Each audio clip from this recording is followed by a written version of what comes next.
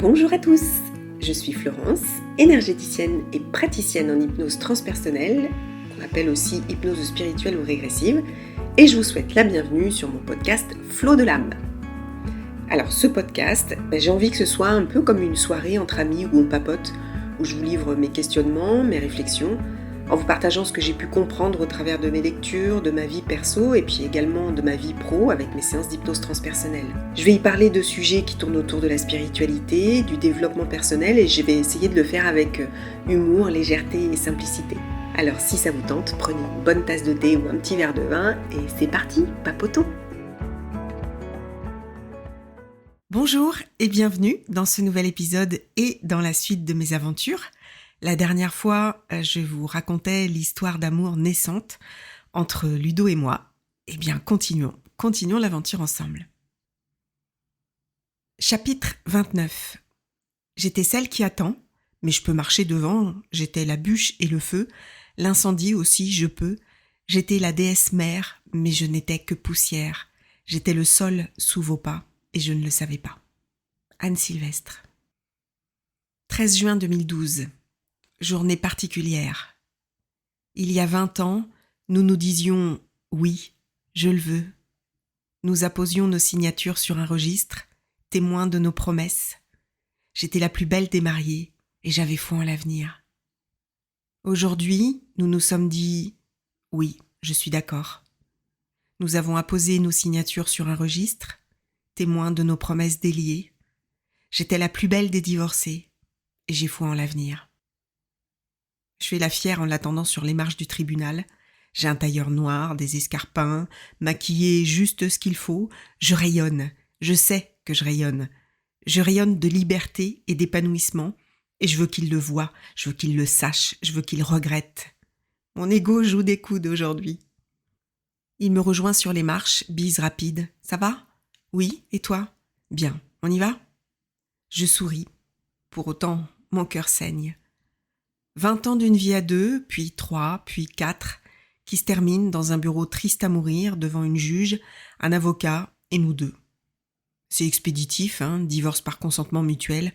Madame a la garde des enfants, monsieur perd à sa pension alimentaire et la prestation compensatoire. Madame désire-t-elle reprendre son nom de jeune fille ou garder son nom de femme ? Mon nom de femme ? Ça veut dire quoi en fait ? Ton nom n'est plus le mien. Mon nom, c'est celui de ma naissance, celui de ma filiation, celui qui me voit grandir, me transformer, devenir femme. C'est en perdant mon nom de femme que j'en deviens une. Paradoxal, non ?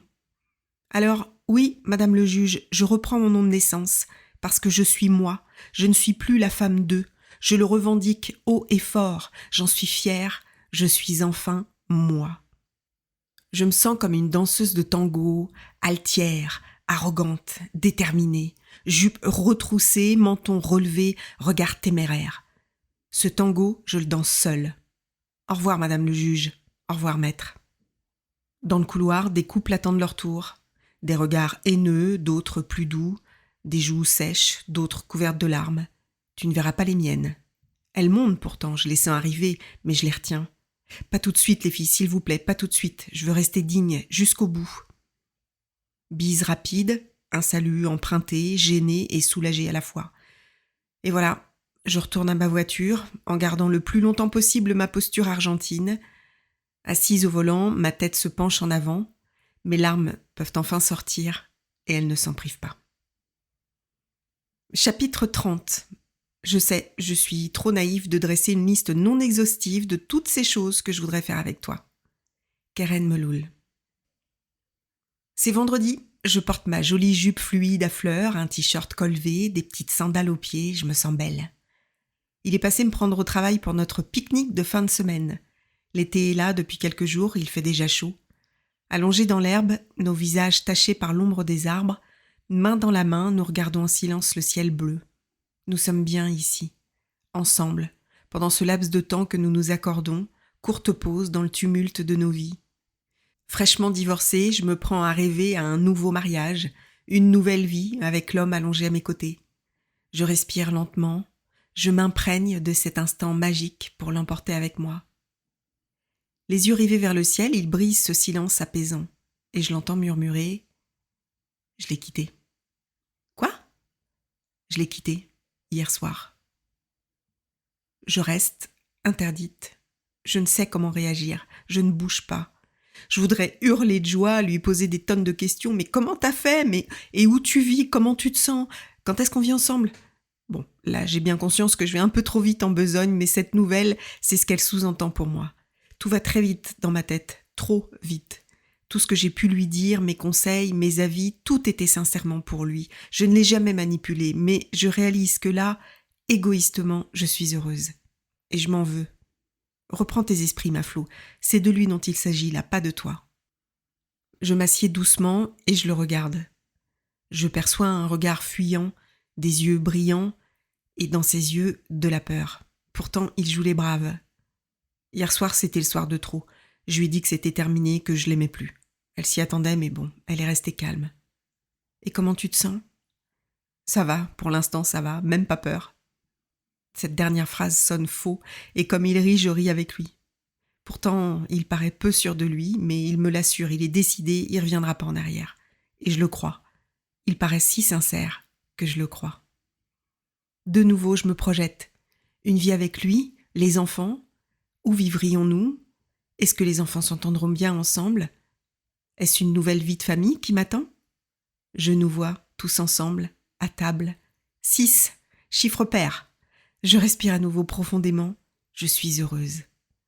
Ni lui ni moi n'avons conscience de ce qui se joue à cet instant, du changement qui s'opère en moi, en lui, en nous. Subrepticement, notre histoire légère, nos émois d'adolescents prennent une tournure dramatiquement sérieuse. Alors que je crois que notre histoire commence maintenant, je ne me rends pas compte qu'en réalité elle se termine. Mais la fin sera longue, très longue. Elle n'en finira pas de se terminer. Elle durera 4 années. 4 longues années alternant joie et tristesse, rupture et réconciliation, le paradis et l'enfer. Chapitre 31. Souviens-toi l'été dernier, tu as disparu, ce n'était qu'un CDD, je n'avais pas bien lu. Benjamin Biolay. Ma boîte mail restera vide durant tout le week-end. Pas de texto non plus, silence absolu. Je me ronge les sangs, j'essaie de respecter son silence. J'imagine qu'ils discutent, qu'ils se disputent, j'imagine des cris, des insultes. Ni non plus, je me risque à un texto. Ça va ? La réponse arrive des heures plus tard et elle me glace. J'ai discuté avec Clémence, je suis désolée, mais j'ai besoin d'être un peu seule. Je t'embrasse, Ludo. Même pas de je t'aime.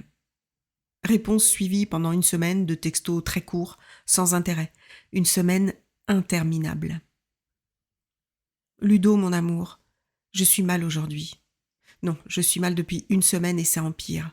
Je suis mal parce que je doute et il n'y a rien de pire que les doutes. Je ne doute pas de moi ni de mes sentiments. J'arrive même pas à empêcher mes larmes de couler et là c'est trop. C'est pour ça que je t'écris, parce que je veux me protéger et j'espère que tu le comprendras. Je sais ce que tu vis, que c'est plus que difficile, je le sais mieux que personne. Je sais que t'as pas envie d'écrire et je le comprends, mais je sens que quelque chose se passe et je ne sais pas exactement ce que c'est. Tu ne m'écris plus, tu ne m'appelles plus. Tu as sûrement besoin de prendre du recul avec ta famille et avec moi. Tu as besoin de refaire surface, de reprendre tes esprits. Tu ne sais peut-être pas où tu en es, peut-être que tu regrettes, peut-être que tu veux qu'on arrête ou simplement faire une pause. Tout ça, je le comprendrais, mais dis-le tout simplement. Je t'assure que c'est très simple à dire, et ça me ferait bien moins de peine que de ne pas savoir ce que tu veux. Je t'aime, Ludovic, je t'aime vraiment. J'ai envie que notre histoire dure, parce que je sens que ce qui se passe entre nous est fort et que ce sera une belle histoire. Mais si tu veux qu'on arrête, dis-le. Si tu veux faire une pause, dis-le. Je préfère le savoir. Je me relis et c'est un peu confus tout ça, comme mon état aujourd'hui. Je suis désolée. Je t'aime, Flo. Ma belle, je m'attendais à ce mail car depuis quelques jours, effectivement, je suis moins présent. Non pas que j'ai pas envie de t'écrire, mais comme tu le dis, pour prendre un peu de recul. Tout s'est emballé vite, trop vite depuis quelques semaines. J'ai pas vraiment contrôlé ce qui s'est passé. Cette semaine, j'étais en vacances avec mes enfants et j'ai réalisé que je ne pourrais pas les quitter, quelle que soit la solution envisagée. Je ne peux pas me passer d'eux, me passer d'aller leur faire un bisou le soir dans leur lit, partager mes repas avec eux, ma vie avec eux, c'est au-dessus de mes forces. C'est comme ça, je suis un papa poule. Une semaine sur 2, je peux pas le concevoir. Concrètement, ça veut dire quoi ? Ça veut dire qu'aujourd'hui, je ne peux penser me séparer d'eux. et donc me séparer de ma famille, et donc de Clémence. Tu peux penser que les enfants sont un prétexte, mais je ne le crois pas. Je t'ai toujours dit la vérité. Je sais que tu imagines parfois un avenir commun, et moi aussi j'y ai pensé souvent, mais j'ai pas envie de te mener en bateau et de te laisser croire des choses qui pourront vraisemblablement pas arriver.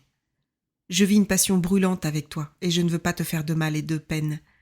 Je suis très attachée à toi, mais j'essaie d'éviter les dommages collatéraux et de te faire plus de mal que de bien.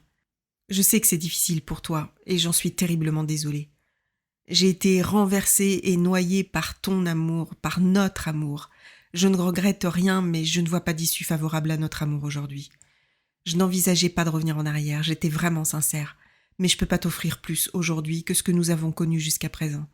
Et je me sens terriblement mal de te l'imposer car tu mérites mieux que ça. J'ai besoin de temps, accorde-moi du temps. Je ne te promets rien. Je t'embrasse, Ludo. Je suis dévastée, je pleure toutes les larmes de mon corps. Alors que je m'imaginais du beau, du bonheur, tout s'écroule. Et je peux pas m'y résoudre. Je suis à peine remise du départ d'Yvan que de nouveau je pleure. De nouveau le manque de l'autre. De nouveau le manque d'amour. Je peux pas. J'ai pas la force. Il ouvre une porte, revenir à notre relation d'avant et lui laisser du temps, laissant ainsi entendre que peut-être un jour les choses évolueront. Ferme la porte, Flo, ferme la porte. Ma petite voix qui m'agace, mon intuition que je connais bien, ma lumière rouge dans mon cerveau m'intime de la fermer, cette porte, parce qu'ils savent ce qui m'attend. Mais non, c'est trop dur, j'y arrive pas. Je vais la laisser ouverte et je vais lui accorder le temps qu'il me demande. Ce temps souvent trop long, des pauses qui n'en finiront plus, qui vont durer des mois et des mois. On se quittera des dizaines de fois, on se retrouvera pour se quitter de nouveau. Chaque séparation aura son lot de pleurs, de désolation, de tragédie, des scènes dignes de mauvais romans de gare. Et le miracle tant attendu survient finalement contre toute attente. Il finit par la quitter pour de bon. Malgré ça, il doute souvent, revient en arrière, avance de 2 pas et recule de 3.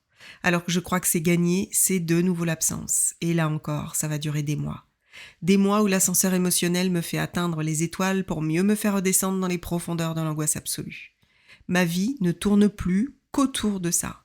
Et ces silences me torturent. Combien de fois je vais le supplier de ne pas lâcher?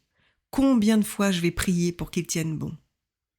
Il tiendra quelques jours, quelques semaines parfois, et puis, inlassablement, il finira par retourner dans le noir, me laissant seule avec ma peur incontrôlable de le perdre.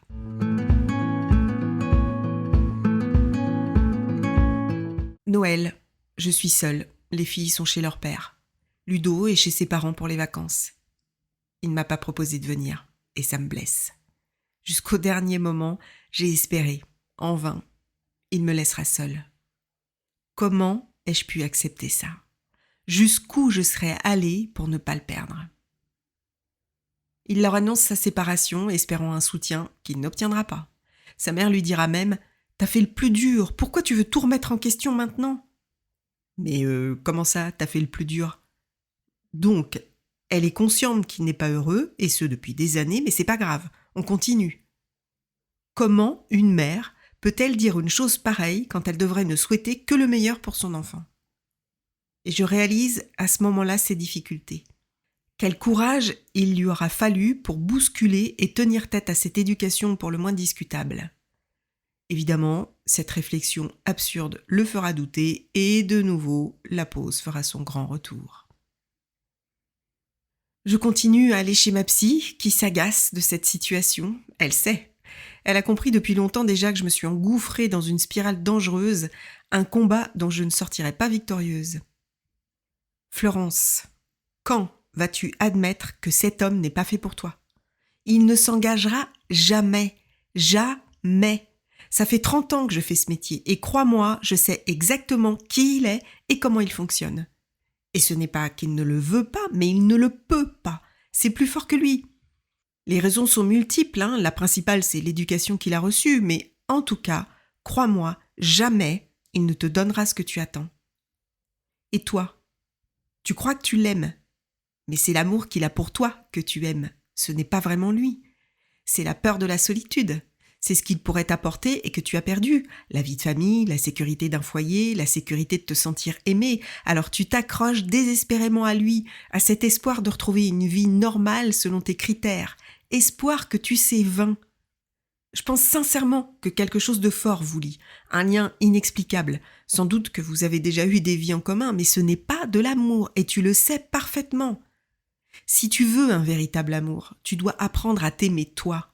Non, tu ne t'aimes pas. En tout cas, pas assez. Tu es dépendante. Tu es dépendante de l'amour des autres. Tu dois apprendre à ne plus être dans l'attente de l'autre. Tu dois apprendre à aimer vivre avec toi, à aimer la solitude. Et quand on s'aime, on n'est jamais seul. Va à ta rencontre. C'est le chemin que tu dois prendre. C'est le travail que tu dois faire. Et ça aussi, tu le sais, mais tu veux pas entendre. Et tant que tu ne voudras pas entendre, je ne pourrai rien pour toi. Oui, elle a raison, je veux pas entendre. Je veux pas écouter ni elle, ni ma voix intérieure qui me dit qu'elle a raison. Ni elle, ni personne. Et je n'irai plus la voir. Je sors de cette séance en colère, abasourdie, mais obstinée. Pourtant, ces mots me percutent. Ils vont se ranger tranquillement dans un coin de mon cerveau capricieux. Ils vont attendre là, patiemment. Ça prendra le temps qu'il faut, mais ils ressurgiront un jour. Ils frapperont à la porte. « Hello, tu te souviens ? Tu te souviens de nous ? Allez, c'est le moment d'appliquer, ma jolie Flo. Ça y est, t'en as bien bavé là ? Suffisamment pour nous entendre, nous écouter ? C'est bon, t'es prête ? Allez, viens. Viens à ta rencontre. » En attendant ce jour béni, ma vie se passe en fonction de ses breaks. Je m'y adapte, tant bien que mal. Plutôt mal que bien. Mais je résiste, convaincue que je peux pas vivre sans lui, convaincue que nous sommes faits l'un pour l'autre, convaincue que je dois tenir bon pour obtenir ce que je veux, et ce que je veux, c'est lui. Alors je tiens bon. Les pauses correspondent aux moments de doute, et dans ces moments-là, soit on se voit plus, silence absolu, soit on se voit, mais épisodiquement. Il passe chez moi de temps en temps, on fait l'amour, et il repart. Et quand il repart, il retrouve son ex. Il me ment, souvent, me fait croire à une sortie entre amis alors qu'il est avec elle, essayant de recoller les morceaux, m'assure qu'il est seul alors qu'il dort avec elle. Il aura même une maîtresse lors d'un break plus long que les autres. Et, déraisonnablement, je lui pardonnerai. Tout. Je m'accroche, coûte que coûte. Les moments où il va bien rattrapent tous les autres, c'est ce qui me fait tenir. Il est attentionné, me fait des surprises. Il m'emmène en week-end, l'été en vacances, nous parcourons les routes du sud, randonnons en montagne et ces moments ensemble sont délicieux.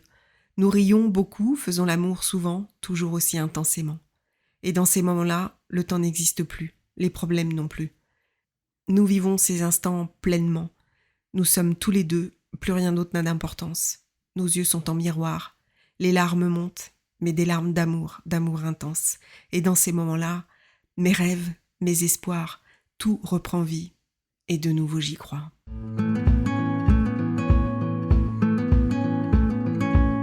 Et voilà, c'est la fin de cet épisode et de cette aventure tumultueuse, je vous l'accorde. Je vous donne rendez-vous dans 2 semaines pour la suite de mes aventures et à dimanche prochain pour un nouvel épisode. Et en attendant, comme d'habitude, prenez bien soin de vous.